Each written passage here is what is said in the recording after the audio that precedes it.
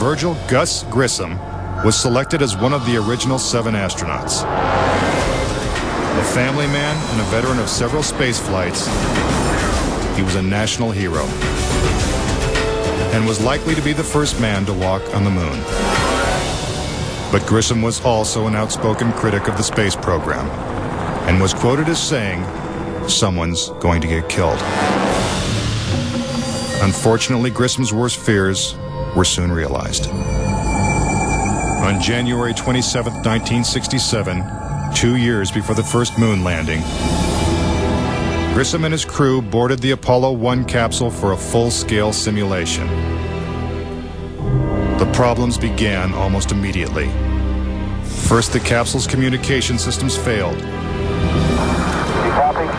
No, I didn't read you, Chuck, at all. I can't read you, Chuck. You want to try the phone? Hey, how do I get the moon? We can't fly between 3 buildings. I can't hear what you're saying. Suddenly, the capsule burst into flames with the astronauts sealed inside.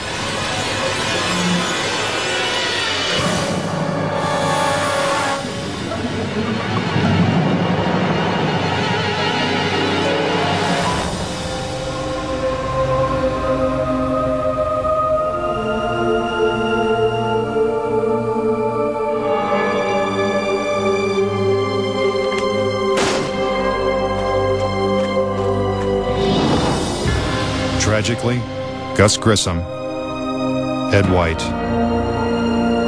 and Roger Chaffee lost their lives before ever leaving the launch pad.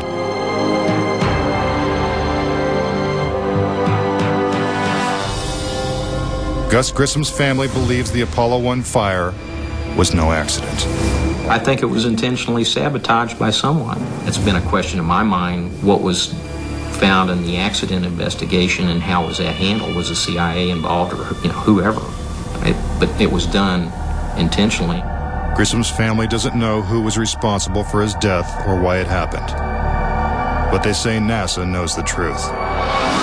Gus gave his life for this program, and I feel like that it is up to NASA to come forward and give us a direct answer to what really happened.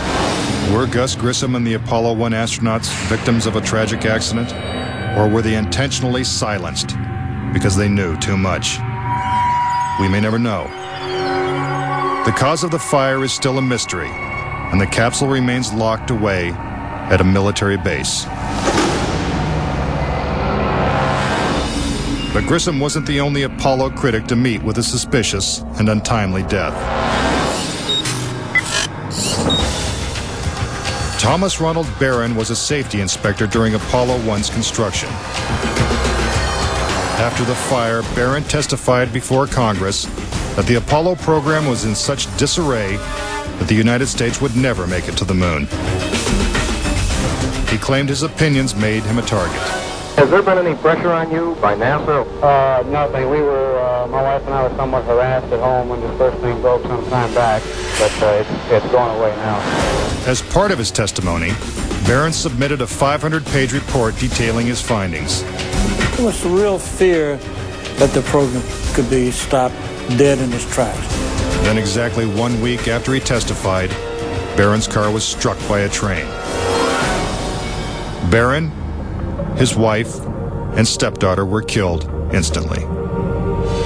I believe that Thomas Ronald Barron was murdered because he had the truth to tell about the Apollo project. Barron's report mysteriously disappeared, and to this day, it has never been found.